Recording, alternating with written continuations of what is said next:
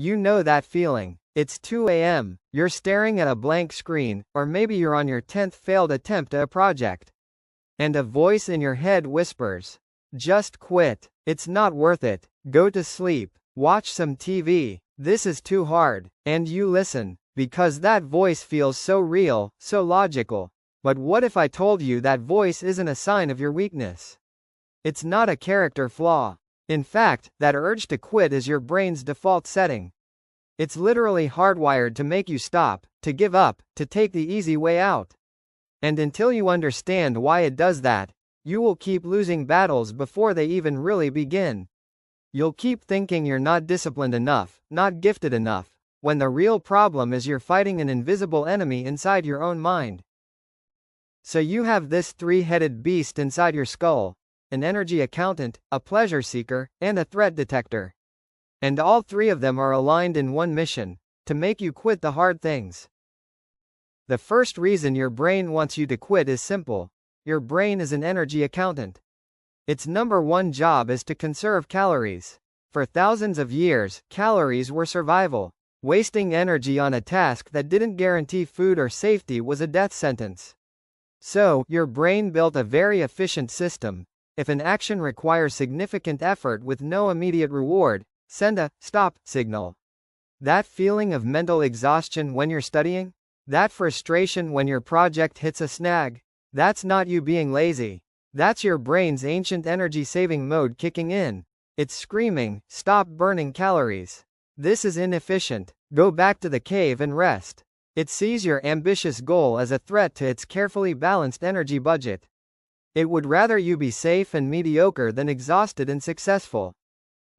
The second reason is that your brain is hardwired for immediate gratification. It prefers a small, certain reward now over a massive, uncertain reward later. This is called temporal discounting. Your brain's pleasure centers light up for the cookie now, not for the six-pack abs 6 months from now.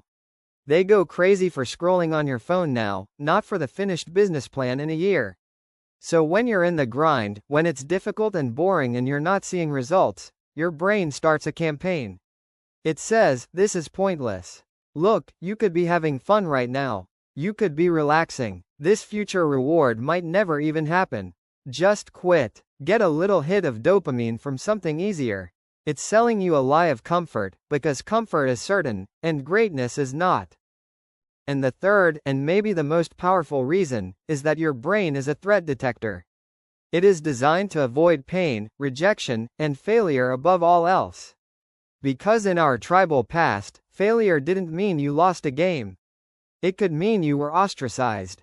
And being ostracized meant death. So when you put yourself out there, when you try something new where you could be judged, your brain goes into full-scale red alert.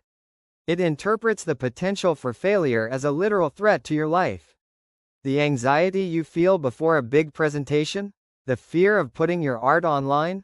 That's not just nerves. That's a primal survival mechanism screaming, "Danger. Turn back. They might reject you." It would rather you be invisible and safe than seen and potentially criticized. But here's the truth they don't want you to know. You are not your brain's passenger. You are its pilot. And a pilot understands the machine's warnings, but doesn't always obey them. A warning light is information, not a command. So, what do?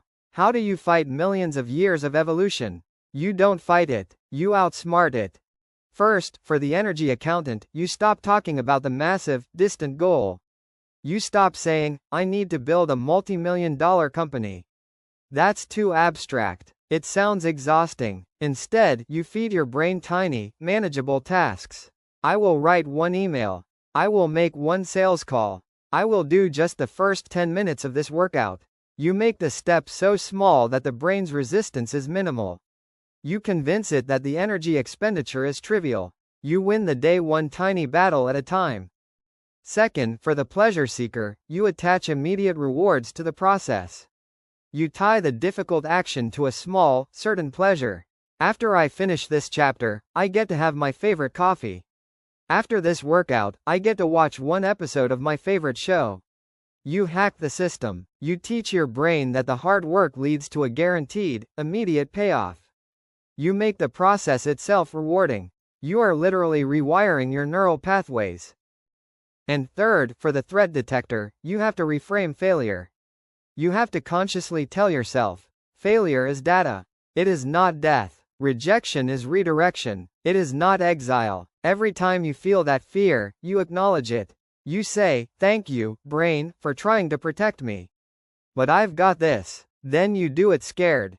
You embrace the awkwardness. You understand that every time you move forward in the face of that fear, you are teaching your ancient brain a new definition of safety. That safety isn't in hiding. It's in your own competence and resilience. Your brain is hardwired to make you quit. It was built for a world that doesn't exist anymore. But you live in the modern world. A world where the biggest rewards go to those who can push past the primal whispers.